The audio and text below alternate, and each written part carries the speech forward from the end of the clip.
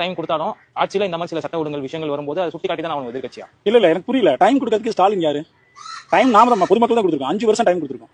பார்க்கணும், பொறுத்து தான் பார்க்கணும். அவர் வந்து 6 மாசம் டைம் கொடுத்துருக்காருன்னா அவர் என்ன ஜனாதிபதியா யாருன்னு எனக்கு தெரியல. பொதுமக்கள் கொஞ்ச நாள் பொறுத்து பார்த்தோம்னா தான் தெரியும் அவர் என்ன பண்றாரு, எப்படி பண்றாருன்னு. அதே மாதிரி ஒரு குழந்தை பிறந்து 1 மாசம் தான் ஆகுது. அவரு ஆட்சிக்கு வந்து இப்போ 1 மாசம் தான் ஆகுது. அதுக்குள்ளார ஒருத்தன் என்னடான்னா அந்த குழந்தை சாகசம் பண்ணலங்கிறான், ஒருத்தன் ரன்னிங் ரேஸ் போய் கோல்டு மெடல் வாங்கலைங்கிறான், ஒவ்வொருத்தன் அதை பண்ணல இதை பண்ணலைங்கிறான். அது எப்படி? கொஞ்ச நாள் விட்டா தானே தெரியும் அந்த குழந்தை என்னென்ன சாகசம் பண்ண போகுதுங்கிறத பொறுத்திருந்து தான் பார்க்கணும். எடுத்தாங்க கவுத்தனால ஒன்றும் பண்ண முடியாது.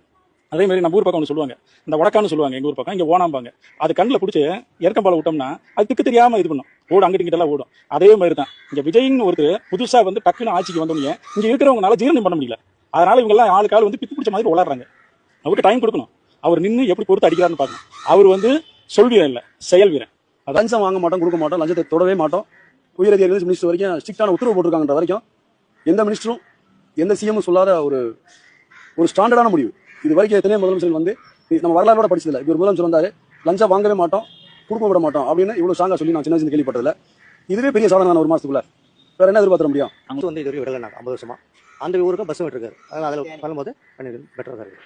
அதுக்கப்புறம் இப்போ டெண்டர் விட்டு எல்லா பில்டிங்கில் கன்ஸ்ட்ரக்ஷன் பண்ணுறாங்களே, அந்த டெண்டர் விட்டு எடுக்கிறது எல்லாத்துலையும் இப்போ கமிஷன் பேசிஸ் இருந்துச்சு. அனந்தைமுகல் பண்ணும்போது ஒரு ஸ்கொயர் ஃபீட்டுக்கு 25 ரூபாய் இருந்தாங்க.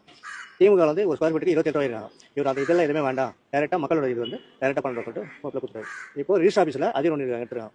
யார் யாரெல்லாம் கமிஷன் பேசிஸ் வாங்குறாங்க அதையும் பார்த்துருக்காரு. இப்போ ஆன்லைன் பேசிஸில் எடுத்து வந்துருக்காரு. அதையும் பெட்டராக தான் இருக்குது.